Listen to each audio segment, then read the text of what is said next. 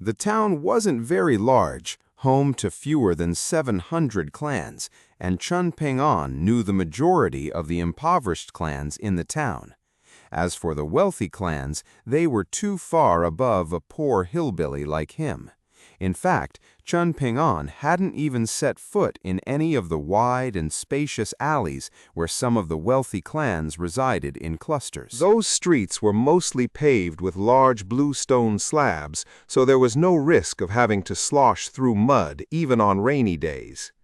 After centuries of being trodden on by people, horses, and carriages, the high-quality blue stone slabs had already been polished to the point that they were as smooth as mirrors. Lu, Li, Zhao, and Song were the most prominent surnames in the town, and it was those clans who had pooled together the funds to open the private school. Each of those clans owned 2 or 3 large dragon kilns outside the town, and all of the past kiln supervision officials had lived on the same street as them. Coincidentally, almost all 10 letters that Chun Ping-an had been tasked with delivering were addressed to the renowned, affluent clans in the town. However, this was quite a reasonable occurrence. As the saying went, the offspring of dragons and phoenixes were destined to soar in the heavens, while the offspring of mice could only burrow in the dirt. Those who were traveling far away and were able to send letters back to their families had to have come from privileged backgrounds. Otherwise, they wouldn't have had the courage and financial backing to go to such faraway places. For 9 of the 10 letters, Chun Ping-an only had to go to 2 places, namely Fortune Deer Street and Peach Leaf Alley. The bluestone slabs that paved these streets were as large as bedsteads, and he felt rather uneasy as he stepped onto them for the first time. He unconsciously slowed down and was struck by a sense of inferiority, feeling as if he were soiling the ground with his straw sandals. The first letter that he delivered was to the Lu clan, which had an ancestor who had received a jade scepter bestowed upon them by the emperor. As he stood outside the doors of the Lu manor, he was becoming more and more agitated and uneasy. Wealthy clans were very particular about many things. Not only was the Lu manor massive, there were 2 stone lions placed on either side of the entrance, both of which were as tall as a grown man, presenting a rather intimidating sight to behold. According to Song Jixin, these things were capable of warding off malicious and evil entities. Chun Ping-an had no idea what these malicious and evil entities were supposed to be. He was only very intrigued by the round stone ball that each of the stone lions held in their mouths, wondering how those balls had been sculpted.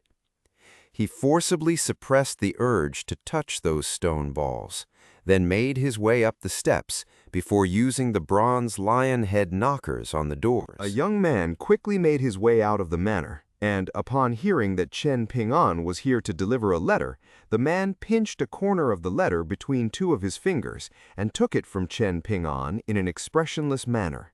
He then quickly strode back into the manor before closing the doors, which bore a colorful visage of the god of wealth.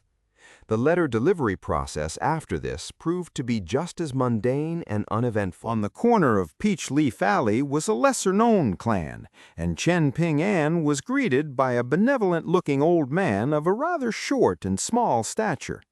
The man accepted the letter with a smile, then said, "You're working hard, young lad. Would you like to come in for some rest and a sip of warm water?" Chun Ping-an shook his head with a bashful smile in response before jogging away. The old man gently tucked the letter into his sleeve, but instead of returning to his courtyard right away, he raised his head and cast a pair of slightly murky eyes into the distance.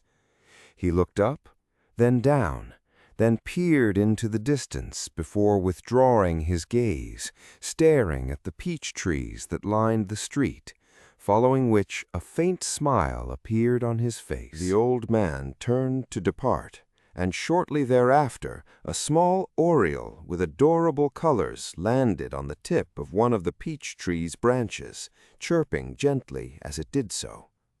The final letter that Chun Ping-an had to deliver was addressed to the teacher at the private school. Along the way, he passed by a fortune-teller's stall, where a young Taoist priest in an old Taoist robe was seated behind a table with his back ramrod straight. He was wearing a tall hat that resembled a blooming lotus flower. Right as Chen Ping'an was jogging past, the young Taoist priest hurriedly called out to him, "Don't miss out on a reading, young man. Pick out a stick and I'll tell your fortune. I can help you predict whether fortune or peril awaits you." Chen Ping'an continued to jog past without pause, but he turned to the Taoist priest and waved a hand in refusal. The Taoist priest was unwilling to give up, and he leaned forward slightly as he raised his voice and continued, "How about this, young man? I normally charge 10 copper coins for a reading, but today I'll make an exception and only charge you 3 copper coins. Of course, if you pick out a good stick, you're free to pay a little extra for good fortune. Even if you're fortunate enough to pick out the best stick possible, I'll only charge you 5 copper coins." What do you say? Chen Ping'an had already jogged into the distance at this point, but he clearly faltered slightly in his footsteps. The young Taoist priest instantly jumped on the opportunity, quickly rising to his feet as he declared, "It's still very early in the morning, so you'll be my first customer, young man. In light of that, I'll do you an additional favor. If you sit down for a reading, I'll write up some yellow paper talismans for you and help you pray to your ancestors so you can accumulate some good karma. With my skills, I wouldn't dare to guarantee that you'll be reincarnated into a wealthy clan in your next life, but I can certainly try and bless you with a bit of good fortune." Chen Ping'an faltered slightly upon hearing this, then turned back around with a skeptical expression before taking a seat on the bench in front of the stall. Thus, a modest Taoist priest and an impoverished young man found themselves seated across from one another, each of them just as poor as the other. The Taoist priest smiled as he extended a hand, inviting Chen Ping'an to pick up the tube of bamboo sticks. However, Chen Ping'an didn't hesitate even for a moment as he declared, "I don't want to draw a stick. All I want is for you to write up a yellow paper talisman for me. Can you do that?" Chen Ping'an recalled that this young traveling Taoist priest had already been staying in this town for at least the past 5 or 6 years. His appearance hadn't changed much during that time, and he was always quite friendly to everyone. On a normal day, all he did was tell people's fortunes through scapulomancy, face reading, and stick drawing, and he also occasionally acted as a letter ghostwriter for others. What was rather interesting was that there were 108 bamboo sticks in the tube on the table, but during all his time here, not a single person had managed to draw the best possible stick, nor had anyone ever drawn a stick of misfortune. It was as if there were only good or neutral sticks in the tube, with no other options available. Hence, whenever there was a festival, the residents of the town were willing to fork out 10 copper coins for a fortune reading, purely for the sake of good fortune. However, no one experiencing any actual troubles would be willing to come here just to be scalped. It would be unfair to say that the Taoist priest was a complete and utter fraud. The town was not a very large place, and if all he did was intentionally confuse and defraud people, then he would have been kicked out long ago. Hence, it was clear that the young Taoist priest's forte wasn't his fortune-telling. Instead, he had made a name for himself through his amulet water, which had consistently cured many of the town's residents of various minor ailments over the years. The young Taoist priest shook his head in response. "I never go back on my word. I promised that I was going to give you a fortune reading and a yellow papered talisman for 5 copper coins." "It's 3 copper coins," Chen Ping'an argued in a low voice.